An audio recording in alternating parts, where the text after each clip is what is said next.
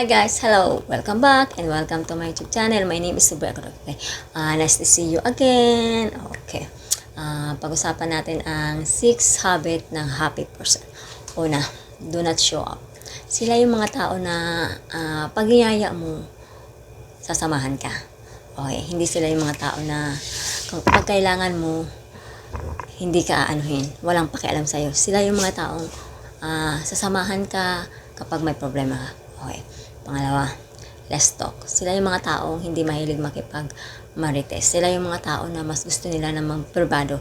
Ayaw nila ng maingay, ayaw nila magulo. Okay. Pangatlo is learn daily. Sila yung mga tao na ayaw nila na wala silang matututunan sa araw na ito, na hindi na gusto nila is may matutunan sila, para silang mga explorer, di ba?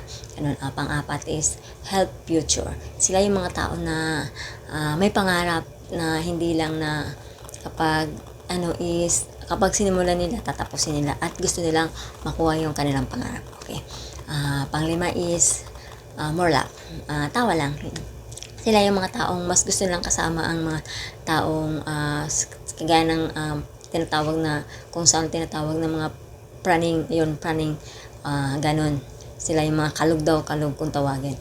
Mas gusto nila na tawa lang. Ayaw nila ng mga problema. Okay. And pang-anim is ignore nonsense. Sila yung mga taong hindi basta-basta naniniwala sa mga chismis. Yun.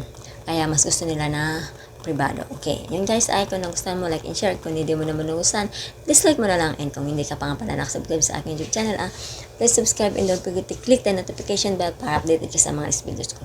Kung ano man yung nararamdaman mo sa buhay, ano man yung suliranin mo sa buhay, always remember, God good all the time. Thanks and God bless. And don't forget to smile.